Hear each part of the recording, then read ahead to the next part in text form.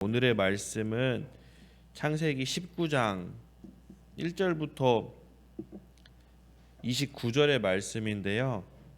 12절부터 29절까지만 보도록 하겠습니다.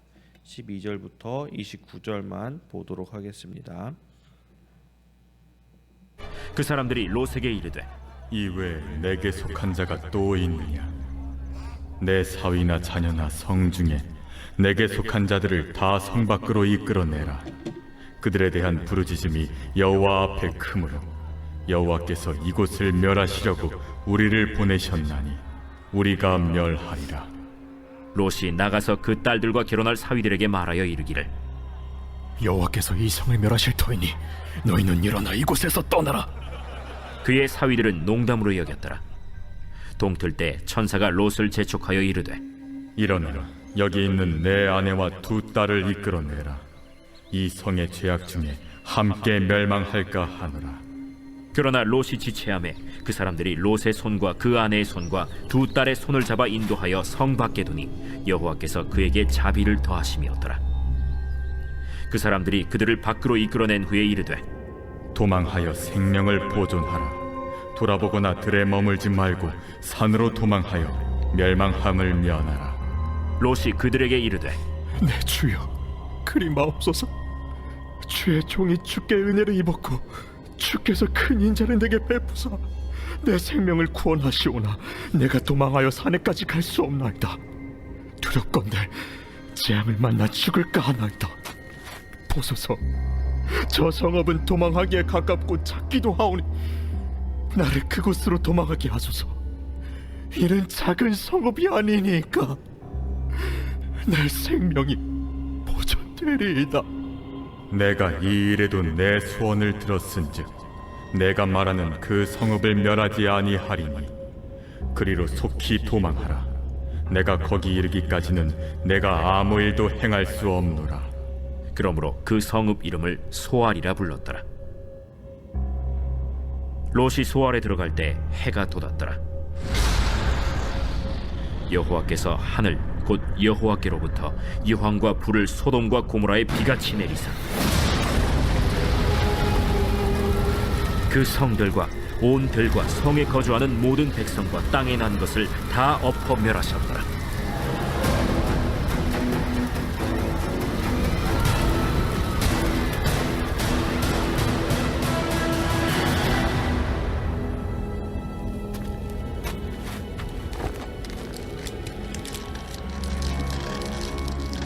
롯의 아내는 뒤를 돌아보았으므로 소금 기둥이 되었더라.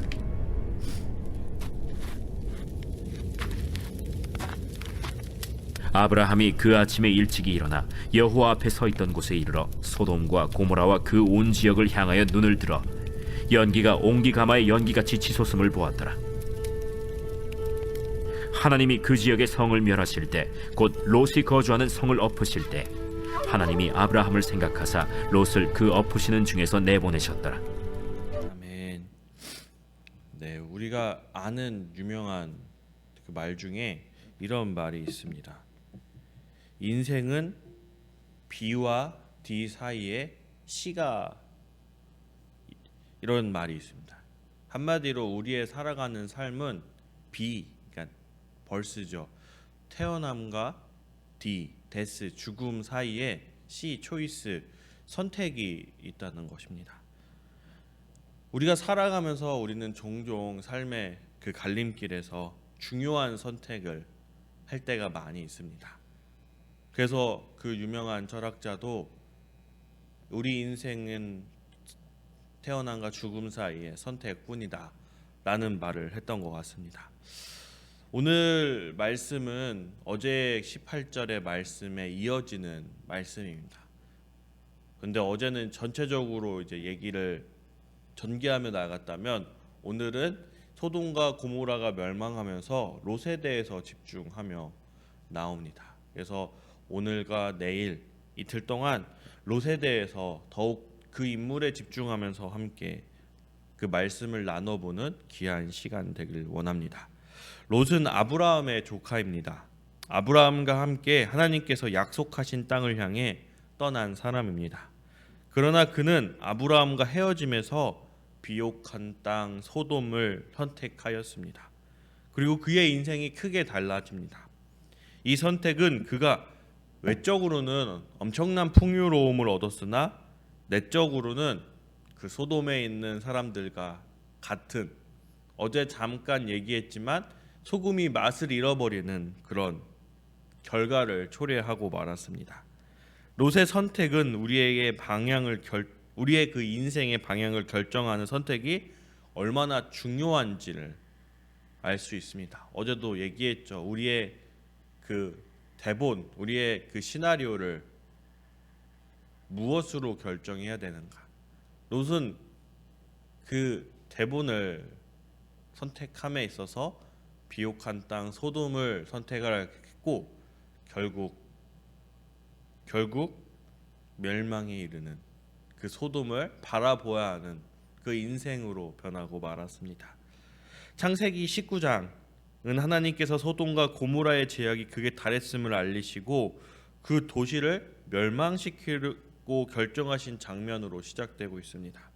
두 천사가 소돔에 도착하여 롯을 만나고 이 성이 멸망할 것을 경고합니다. 그러나 롯은 이 경고를 심각하게 받아들이지 못하고 그것을 떠나는 것을 주저합니다. 16절의 말씀인데요. 16절의 말씀 함께 보도록 하겠습니다. 그러나 롯이 지체함에 그 사람들이 롯의 손과 그 아내의 손과 두 딸의 손을 잡아 인도하여 성 밖에 두니 여호와께서 그에게 자비를 더하심이었더라. 아멘. 네, 롯이 지체였다고 합니다. 모든 것을 놓고 떠나야 됩니다. 나의 재산, 나의 가축들 이런 것 챙길 여력이 없습니다. 이에 롯이 지체하였다고 나옵니다. 아직도 자신의 세상의 그 부유함을 붙잡고 미련이 남아 하나님의 말씀대로 행하지 못하는 롯의 모습이 보입니다. 그런데 여기에 오늘 말씀에서 나오는 이 롯의 모습을 보면서 더욱 심각하게 생각해야 볼 것은 그 롯의 가족들의 반응입니다. 아까 말씀에서 보았듯이 롯이 가족들에게 얘기합니다. 우리가 여기를 떠나야 된다. 이곳을 하나님께서 멸망시킬 것이다. 그러나 그의 딸들과 그의 사이들은 그것을 믿지 않았습니다. 듣는 둥 마는 둥 했다고 나오고 있습니다. 우리는 하나님의 경고를 무시하는 인간의 연약함을 보게 됩니다. 하나님은 항상 말씀하십니다. 하나님은 항상 우리를 위해 일하고 계십니다. 그러나 우리는 이미 익숙해져 버린 이 소돔과 같은 세상에서 사는 것이 익숙해 버렸고 그곳에서의 안락함, 그곳에서 주는 재미와 여러 행복한 유흥거리들 너무나 많습니다. 그래서 그것을 포기하기 너무 어려워합니다.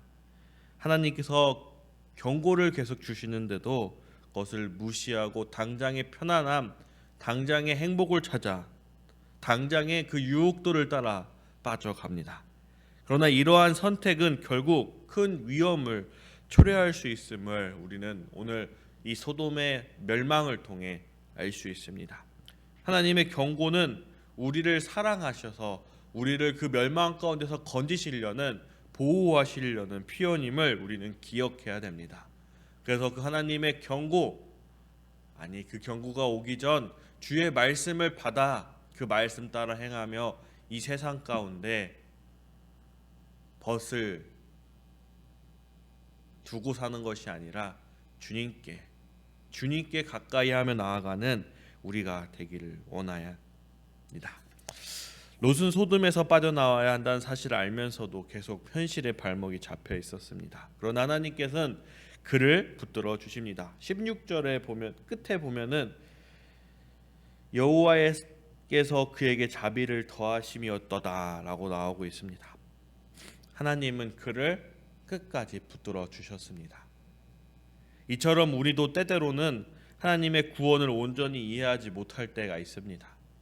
그 하나님의 말씀이 그 우리를 위한 말씀인지 하나님 때가 우리의 때인지 구분하지 못할 때가 있습니다. 그러나 하나님은 여전히 세상의 미련을 가지고 있는 우리를 향해 그 하나님의 은혜로 우리를 붙들어 주시고 이끌어 주심을 다시 한번 이 말씀을 통해 볼 수 있습니다.